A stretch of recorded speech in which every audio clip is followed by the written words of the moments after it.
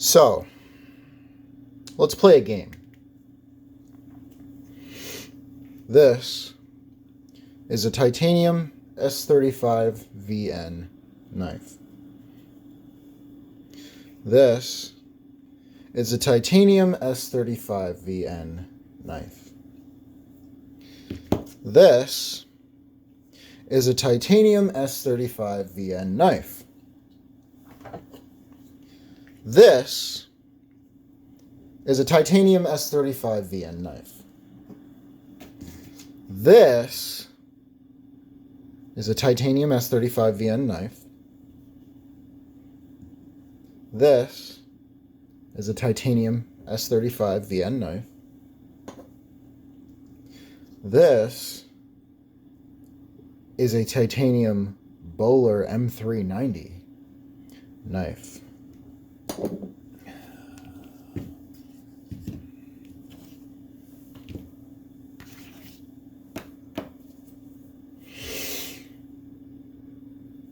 This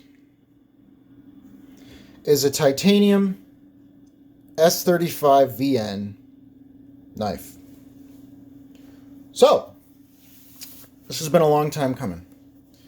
Hey everybody, Corey here, coming at you with a review of the Chris Reeves Knives Small Sebenza 21 with the Insingo blade shape. Well, let's do some size comparisons. The ZT0452CF, which is my conventionally large knife, and the Ontario Rat number 2, which is my conventionally small knife. So you can see the ZT dwarfs the small Sebenza. Boss is and you can see, 15 minutes. Ignore that, you can see that the Ontario Rat number 2, pretty darn close, a little bit longer in overall length versus the small Sebenza. So, I want to talk about this. This has been a very interesting video for me to think about, for me to make when it comes to the world of knives. So, for those of you who don't know, Chris Reeve Knives, very, very, very well-known high-end brand.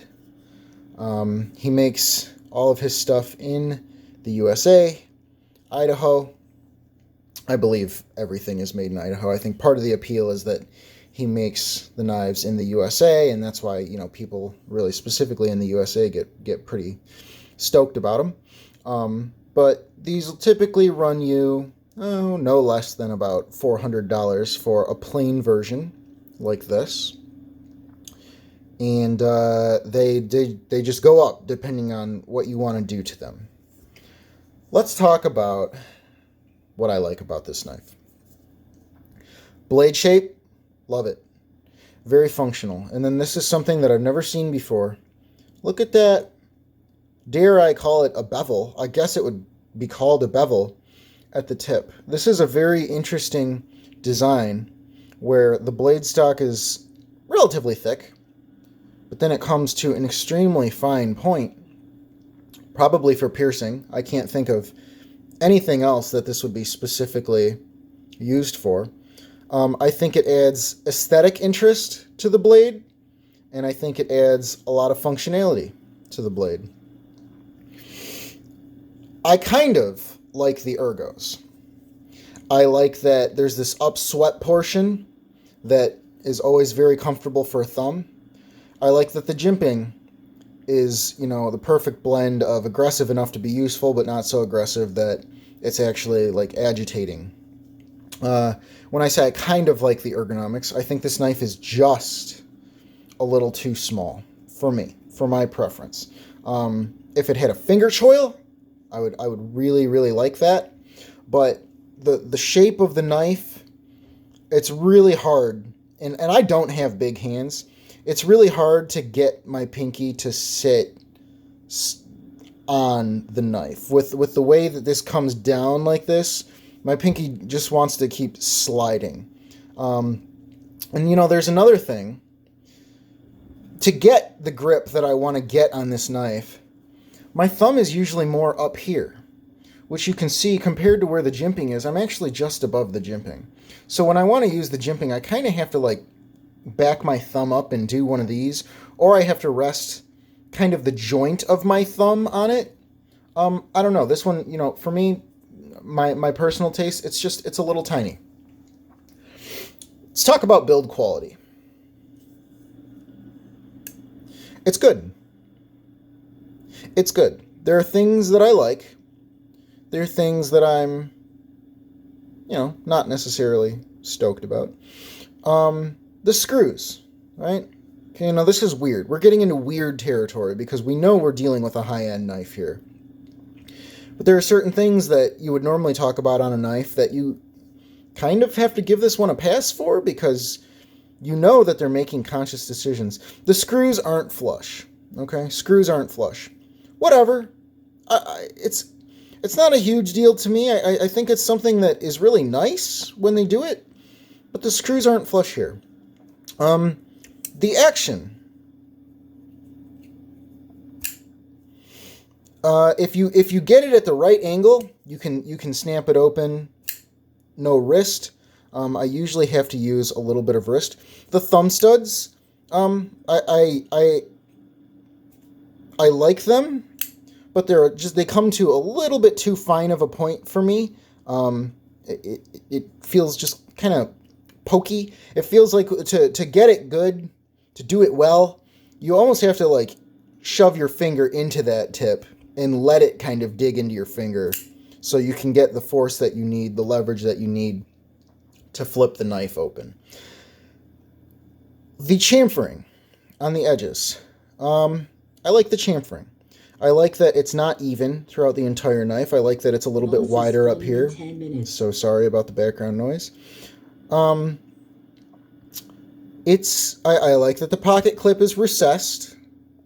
It's got good spring tension. It's not too tight. It's not too loose. But on average, this knife is very plain. And, I think that's what they're going for here. But there's nothing flashy on the handle. There's nothing crazy with the machining. There's really not a lot of... there's not any contouring on the knife. They've got chamfered edges, but it's not rounded. It's not contoured anywhere. It's put together well, okay? It feels solid. And I might be able to make the claim that I've never felt a knife that feels so solid. It feels like everything is really as tight as it could be while the knife still operates. And when I say tight, this is not going to be a drop shut knife. That's not what they were going for. This is a tight user, a well-built, put-together user, in my opinion. Let's talk. let's talk a little bit about the price point. Okay, here's the thing. My full takeaway on this knife: it's a good knife. It is. It's a good knife. But this is a good knife, and this is a good knife, and this is a good knife, and this is a good knife, and this is a wonderful knife, and this is a knife that disappointed me, but a lot of people like it, and this is a really good knife too. This knife I got on sale for $140. This knife is usually about $200. This one I can usually find for $135. This one's also about $135. This one's closer to $190. That's the M390. This one is typically mid 200s, low 200s, and this one is typically about $200. This one, marbled carbon fiber and gold, and it's contoured, and it's got all these crazy things going on, and this one's got this machining, and it's very interesting looking, and it's got a drop shut action, and it's got a good blade shape, and this one is also well built, and it's really well put together, and it's tight. Hey, okay. Same thing here. This is an off-grid knives. It was manufactured by we. What am I trying to say? What am I trying to say here? It is a really, really hard sell for me, personally, to pay $375 for this. There's nothing wrong with it, really. I think it's a little too small for my taste, but it might be exactly what you need. Size is kind of subjective when it comes to what people like in knives. It's well made. It's utilitarian. It's not too flashy. But against the recommendation of some friends and family who I kind of pitched this statement to, I'm going to make it anyways, because I feel like it needs to be said. When it comes to recommending this knife to someone, when it comes to me saying, I think you should get this knife, here's when I think you should get this knife. We need to do a little bit of reflection. We need to do some self-reflection at this point. And you need to be as honest with yourself as possible. And ask yourself, am I the kind of person who likes to show things off to other people? Am I the kind of person who enjoys having something just because it's a certain name brand? Am I the kind of person who, gets off to Armani or Gucci or whatever? Because if I'm being completely honest, there's nothing inherently wrong with this knife, right? But at the end of the day, it is a well put together titanium S35VN made in the USA knife. If you think there's enough here, this is a personal choice, if you think there's enough here, or maybe if you get enough out of brand recognition, a brand name, to tell people that you have to add to your collection, this might be the knife for you. But I just can't get there myself. I can't say that I would necessarily recommend that over this. And of course, look, I get it. They're two hugely different knives, okay? They are not the same knife. But fine, bring out the booze, okay? This is a wonderful knife. This is a wonderful knife, and it suits my tastes so much more, and it's half the price. And oh, by the way, on this, you're getting 20 CV. I said this was S35VN in the beginning. I'm so sorry. This is 20 CV.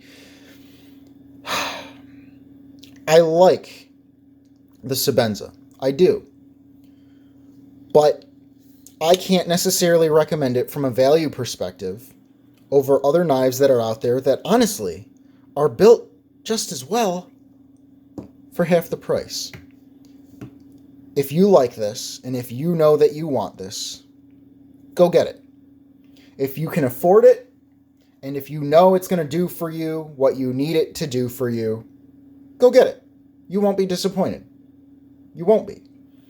But on a channel like mine, where I do my best to stay practical when it comes to my recommendations, this one throws me off. It throws me off quite a bit, and I want to emphasize how hard it is for me to make this video. But from a value perspective, it's just a hard sell for me. So, I love you guys. Thank you for all your support.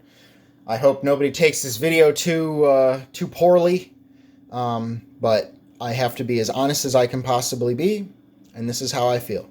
So, hope you found this entertaining, and I will see you guys next time.